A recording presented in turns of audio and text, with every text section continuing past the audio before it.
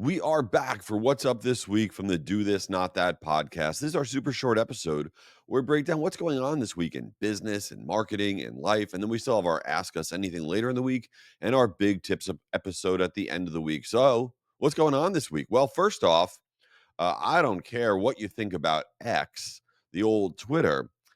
They just released something to all of its users, not just its premium users, which is pretty cool, which is Grok, Grok. That is their AI chatbot. So it's X's chat GPT, okay? And up until now, the only people that had access to it were premium users, people that were paying to use X. But now, this week, they've opened it up to everybody. And I'm going to tell you, again, don't care anybody's opinion about X. This Grok AI chatbot is really, really good, and you need to mess around with it. And all you have to do is when you log on to X or Twitter, whatever you want to call it, on the left-hand menu, there's a button that says Grok, Grok. You click on it and you could ask it anything, and it gives you sources of answers. It's good. So you should check it out because I have been messing around with it a lot. What else is going on? Well, LinkedIn updated something just in the last 48 hours, and it's something you could only see on your phone, on the mobile app, which is on all videos right now. At least they're in testing mode. It should be on your phone. It might not be on every phone yet, but on all videos, whether it's a brand page or an individual's page, you can see the number of views that video has. Why does that matter? Because up until now, you couldn't see the actual number of views somebody else's video got or a brand had gotten, but now you can. So why does this matter? Well, two things. Number one, the number of views are a lot lower than what you might think, right? And so you may be following somebody that has a zillion followers and they just don't get a lot of views. Like, for example, Oracle put out a post a week ago. Oracle, the company, has 10 million followers, right? And the video that they put out got less than 10,000 views, which you can now see. Why does that matter? Because for a brand like Oracle, it's kind of embarrassing, right? If you don't get a certain number of views on a post that you put out because you have 10 million followers, you're a huge global brand. So it's going to almost force brands to do paid boosting on a lot of their video promotions. And it's also going to shake up the world of B2B influencers on LinkedIn because people aren't going to want to pay for just a few hundred views. So that's really interesting to see right now on the mobile app on videos posts from anybody.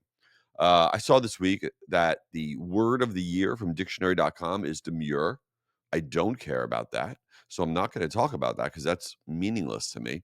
What is slightly meaningless, but it shouldn't be, is that Pinterest came out with their thing that they've now done for 9 years, which you might tune out, but you shouldn't.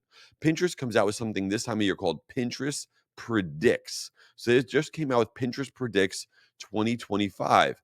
Now, what this is, they come out with this laundry list of the most random things that they think are going to be trends heading into the new year. Now, the reason that you should care is that according to Pinterest's own data, okay, that 80% of the things that they predict will become big trends actually go on to become big trends. So if you are a content creator, if you're designing a website, if you're working on new products, business or consumer, this Pinterest Predicts is something you want to check out because you want to get ahead of it. You want to be cool. So what are the things that they're predicting? It's so random.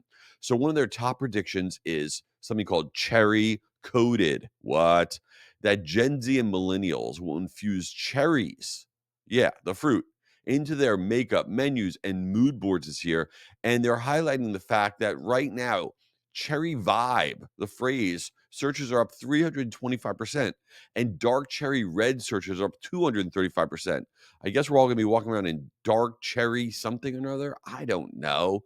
Another one that they're saying is going to be really popular, which I'm very into, is pickles. I like pickles. This is so random that Gen X and millennials are going to go all in on pickles. That's what they say. Pickle cakes, pickle de gallo, pickle fries, and even pickle margaritas. What is that?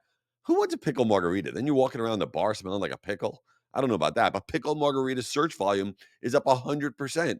Yeah, it went from 2 to 4 people Searching it. I don't know about that one, but I hope it takes off because pickle de gallo sounds great. A couple other things going on this week. Subject line trends from subjectline.com. On the business to business email marketing side, a new phrase has moved into the top 10 or new word, whatever you want to call it. It is the letter Q and the number one. So Q1 has moved into the top 10 phrases, increasing email open rates as of right now. And of course, that makes sense because we all care about what's going to happen in Q1. So if you haven't tested Q1 at the start of your subject line, that's giving a boost.